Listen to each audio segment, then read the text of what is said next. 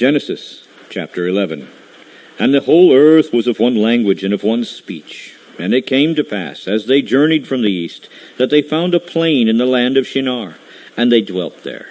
And they said one to another, Go, let's make brick, and burn them thoroughly. And they had made brick for stone, and slime did they have for mortar. And they said, Let us build a city and a tower, whose top may reach to heaven. And let us make us a name, lest we be scattered abroad upon the face of the whole earth. And Yahweh came down to see the city and the tower which the children of men built. And Yahweh said, The people is one, and they have all one language. And this they begin to do, and now nothing will be restrained from them, which they have imagined to do. Let us go down, and there confound their language, that they may not understand one another's speech. And so Yahweh scattered them abroad from there upon the face of all the earth, and they left off to building the city. Therefore is the name of it called Babel, because Yahweh did there confound the language of all the earth, and from there did Yahweh scatter them abroad upon the face of all the earth. These are the generations of Shem. Shem was 100 years old, and begat Arphaxad 2 years after the flood. And Shem lived after he begat Arphaxad 500 years, and begat sons and daughters. And Arphaxad lived 530 years, and begat Selah. And Arphaxad lived after he begat Selah 403 years, and begat sons and daughters. And Selah lived 30 years, and begat Eber. And Selah lived after he begat Eber 403 years, and begat sons and daughters. And Eber lived 34 years, and begat Peleg. And Eber lived after he begat Peleg 430 years, and begat sons and daughters. And Peleg lived 30 years, and begat Reu. And Peleg lived after he begat Reu 209 years, and begat sons and daughters. And Reu lived 32 years, and begat Serug. And Reu lived after he begat Serug 207 years, and begat sons and daughters. And Serug lived 30 years, and begat Nahor. And Serug lived after he begat Nahor 200 years, and begat sons and daughters. And Nahor lived 29 years, and begat Terah. And Nahor lived after he begat Terah 119 years, and begat sons and daughters. And Terah lived 70 years, and begat Abram, Nahor, and Haran. Now these are the generations of Terah. Terah begat Abram, Nahor, and Haran begat Lot. And Haran died before his father Terah in the land of his nativity in Ur of the Chaldees. And Abram and Nahor took them wives. The name of Abram's wife was Sarai, and the name of Nahor's wife Milcah, the daughter of Haran, the father of Milcah, and the father of Iscah. But Sarai was barren. She had no child. And Terah took Abram his son, and Lot the son of Haran his son's son, and Sarai his daughter-in-law, his son Abram's wife, and they went forth with them from Ur of the Chaldees to go into the land of Canaan. And they came to Haran and dwelt there. And the days of Terah were 205 years, and Terah died in Haran. End of chapter. Genesis chapter 12. Now Yahweh said to Abram, Get you out of your country, and from your kindred, and from your father's house, to a land that I will show you. And I will make of you a great nation, and will bless you, and make your name great, and you shall be a blessing. And I will bless them that bless you, and curse him that curses you. And in you shall all families of the earth be blessed. So Abram departed as Yahweh had spoken to him, and Lot went with him. And Abram was 75 years old when he departed out of Haran. And Abram took Sarai his wife, and Lot his brother's son, and all their substance that they had gathered, and all the souls that they had gotten in Haran. And they went forth to go into the land of Canaan, and into the land of Canaan they came. And Abram passed through the land into the place of Shechem, into the plain of Moreh. And the Canaanite was then in the land. And Yahweh appeared to Abram, and said, Unto your seed will I give this land. And there built he an altar to Yahweh, who appeared to him.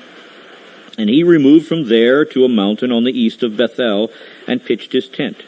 Bethel on the west, and Hai on the east. And there he built an altar to Yahweh, and called upon the name of Yahweh. And Abram journeyed, going on still toward the south, and there was a famine in the land. And Abram went down into Egypt to travel there, for the famine was grievous in the land. And it came to pass, when he was come near to enter into Egypt, that he said to Sarai his wife, Behold now, I know that you are a fair woman to look upon. Therefore it shall come to pass, when the Egyptians see you, that they shall say, This is his wife, and they will kill me. But they will save you alive. Say, I pray you, You are my sister, that it may be well with me for your sake, and my soul shall live because of you. And it came to pass that when Abram was come into Egypt, the Egyptians beheld the woman, that she was very fair. The princes also of Pharaoh saw her, and commended her before Yahweh. And the woman was taken into Pharaoh's house. And he entreated Abram well for her sake. And he had sheep and oxen, and he asses, and men servants, and maid servants, and she asses, and camels.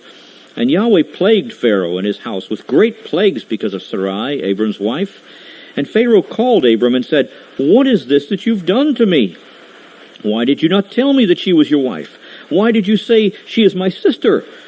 So I might have taken her with me to wife. Now therefore, behold your wife, take her, and go your way.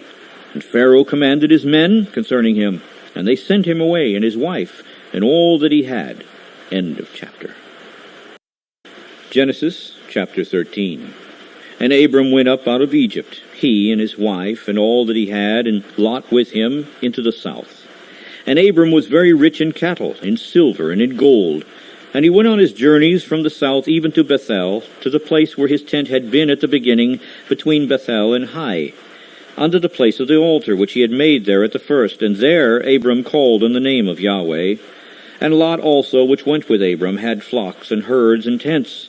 And the land was not able to bear them, that they might dwell together, for their substance was great, so that they could not dwell together. And there was a strife between the herdmen of Abram's cattle and the herdmen of Lot's cattle, and the Canaanite and the Perizzite dwelt then in the land. And Abram said to Lot, Let there be no strife, I pray you, between you and I, between your herdmen and my herdmen, for we are brethren. Is not the whole land before you? Separate yourself, I pray you, from me. If you will take the left hand, then I will go to the right. Or if you depart to the right hand, then I will go to the left. And Lot lifted up his eyes and beheld all the plain of Jordan, that it was well watered everywhere, before Yahweh destroyed Sodom and Gomorrah, even as the garden of Yahweh, like the land of Egypt, as you come into Zoar. Then Lot chose him all the plain of Jordan, and Lot journeyed east, and they separated themselves the one from the other. Abram dwelt in the land of Canaan, and Lot dwelt in the cities of the plain, and pitched his tent toward Sodom. But the men of Sodom were wicked and sinners before Yahweh exceedingly.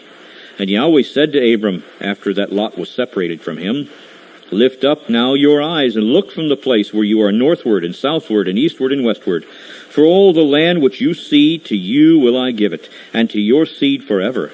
And I will make your seed as the dust of the earth, so that if a man can number the dust of the earth, then shall your seed also be numbered. Arise, walk through the land in the length of it and in the breadth of it, for I will give it to you. Then Abram removed his tent, and came and dwelt in the plain of Mamre, which is in Hebron, and built there an altar to Yahweh. End of chapter. Genesis chapter 14.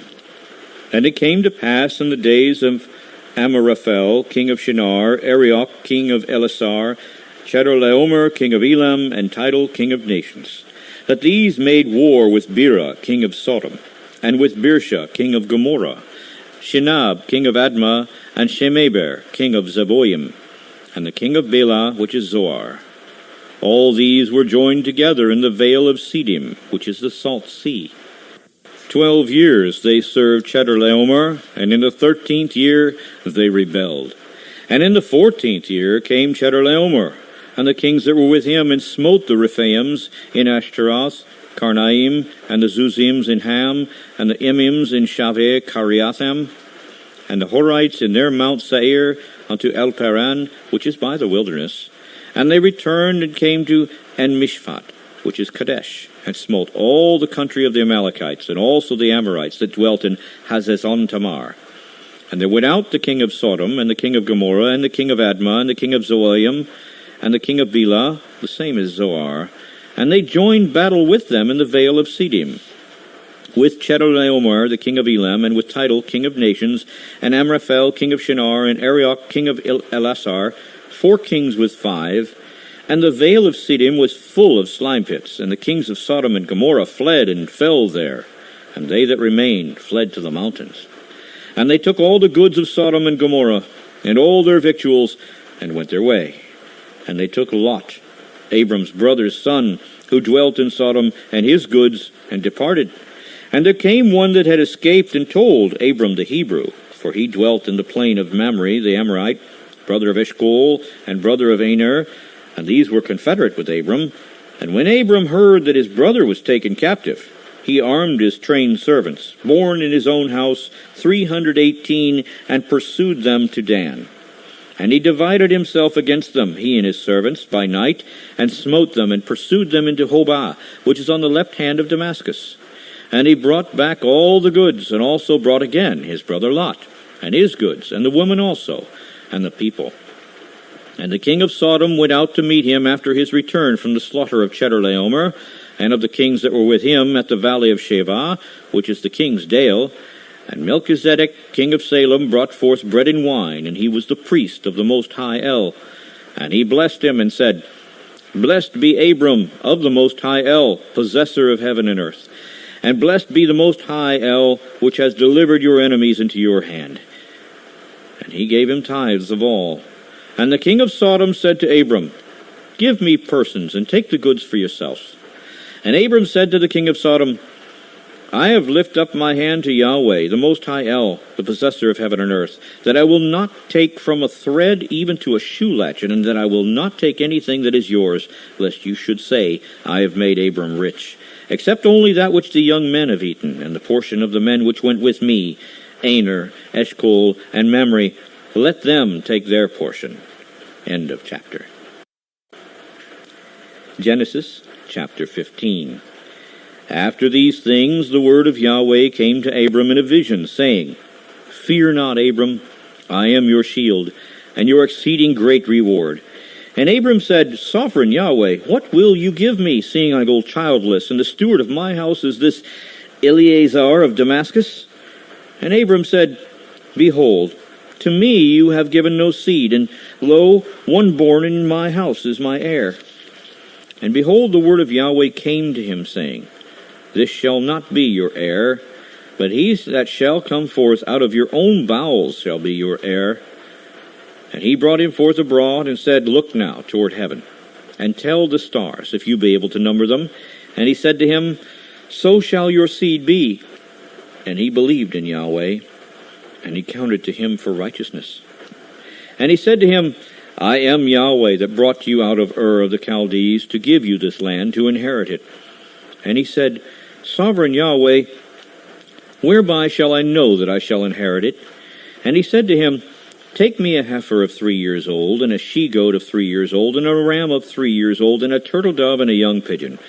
And he took to him all these, and divided them in the midst, and laid each piece one against the other, but the birds did he not divide.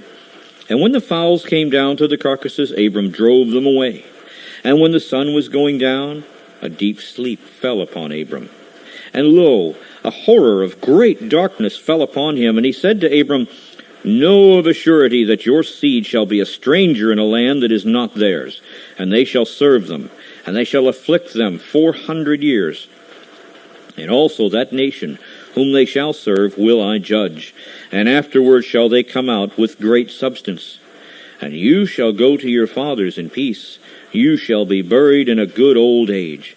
But in the 4th generation they shall come forth again, for the iniquity of the Amorites is not yet full.